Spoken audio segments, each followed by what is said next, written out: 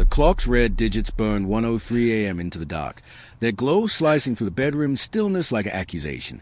I lay frozen, the sheets clinging to my skin, damp with the sweat of dread. Her side of the bed was empty, the pillow smooth, untouched. The faint creak of the back door still echoed in my mind, a sound I'd heard too many nights this month. Lena was gone again, and the silence she left behind roared louder than any lie she'd ever told. I'd woken to the soft thud of her footsteps, deliberate but hurried, like a thief escaping her own home. My heart had lurched, not with surprise but with a sickening weight of knowing. I didn't call out. I didn't move. I just listened as the door clicked shut, her car keys jangling faintly, then the low hum of her engine fading into the night. The house felt hollow without her, but the truth was it had felt hollow even when she was here. For weeks, I'd been piecing together fragments. A phone turned face down on the counter, her perfume lingering on a scarf I didn't recognize. The way her laughter stopped short when I entered the room, as if I'd interrupted a secret she wasn't ready to share. Each clue was small, easily dismissed, a coincidence, a misunderstanding, a trick of my tired mind. But they piled up like stones in my chest, heavy and unyielding, until I couldn't breathe without feeling their weight. I swung my legs over the bed's edge, the hardwood cold against my bare feet. The air smelled faintly of a lavender lotion, a cruel reminder of the mornings we'd spent tangled in each other, whispering promises we both believed. I shuffled to the kitchen, the linoleum slick underfoot, and flicked on the light. Her coffee mug sat by the sink, lipstick smudged on the rim like a signature. I gripped the counter, my knuckles whitening, and stared at the mug as if it could confess where she'd gone. The first time she'd slipped out, she'd blamed insomnia. Just a drive to clear my head, she'd said, her voice soft but her eyes darting, avoiding mine.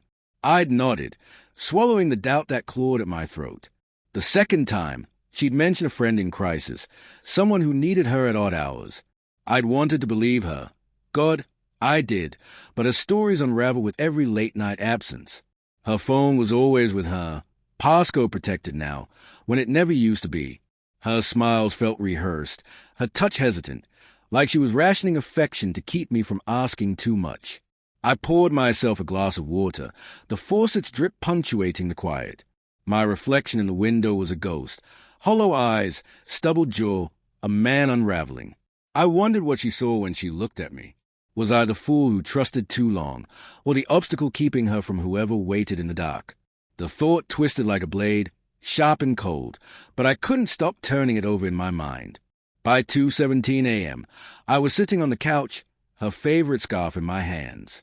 It smelled of cedar and something unfamiliar, masculine.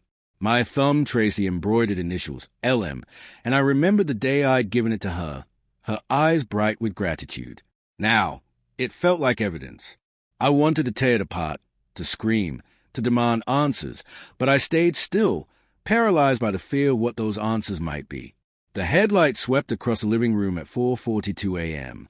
My pulse spiked, a drumbeat in my ears. The car door slammed, and her footsteps crunched on the gravel, slower now, as if she knew the night had betrayed her.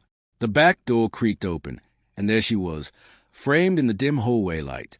Her hair was mussed, her coat misbuttoned, and her eyes widened when she saw me. "Evan," she whispered, her voice catching. "Why are you up?"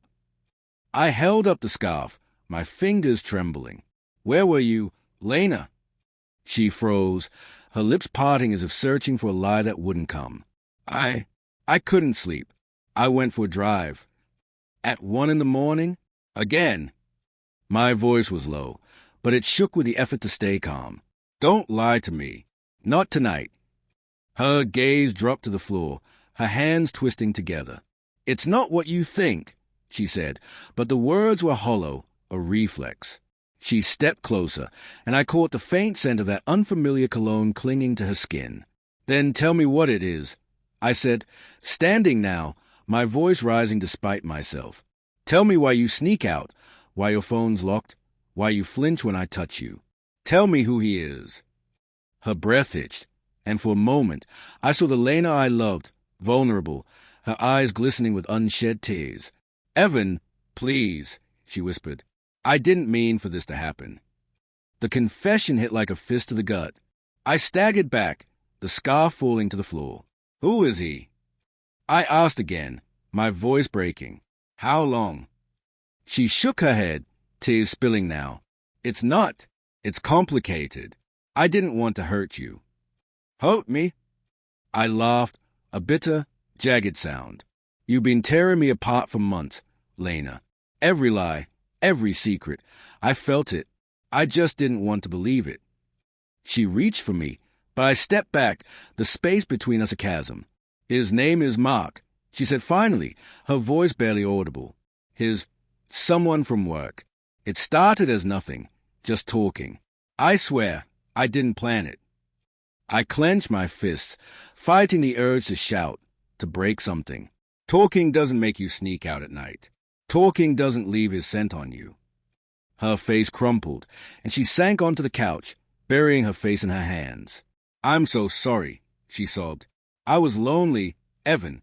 You were always working, always distant. I felt like I was disappearing, and he saw me. Her words stung, not because they were untrue, but because they were. I'd been consumed by deadlines, by bills, by the grind of keeping us afloat. I'd thought I was building a life for us, but I'd left her alone in it. Guilt coiled around my anger, suffocating it. But it didn't erase a betrayal. Why didn't you tell me? I asked, my voice softer now, raw with hurt. Why didn't you fight for us? I tried, she said, looking up, her eyes pleading. But you weren't there, and I was weak. The room spun, the walls closing in. I wanted to hate her, to hate him, but all I felt was grief, for her, for us, for the life we'd dreamed of. I turned away, unable to look at her, and walked to the bedroom. Her suitcase was still in the closet, a relic of our last vacation together. I pulled it out, the zippers rasped loud in the silence, and began packing her things, her dresses, her books, the scarf. Each item felt like a piece of myself I was letting go. By dawn, the suitcase sat by the front door, a silent ultimatum. Lena stood in the hallway, her face pale, her eyes red-rimmed. Evan, she whispered, can we fix this? I looked at her, the woman I'd loved for 6 years, the woman who'd broken me. I don't know, I said, my voice steady for the first time all night. But you need to go.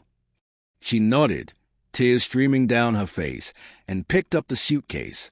The door closed behind her with a soft click, and the house was quiet again. But this time, the silence wasn't empty. It was heavy with the truth we'd both ignored for too long. As the first light of morning crept through the windows, I sat on the couch, the scarf in my hand again. I didn't know if I'd ever forgive her, or myself. But I knew one thing. The man staring back at me in the window's reflection wasn't the same one who'd woken up at 1:03 a.m. That man was gone, and I wasn't sure who was left in his place.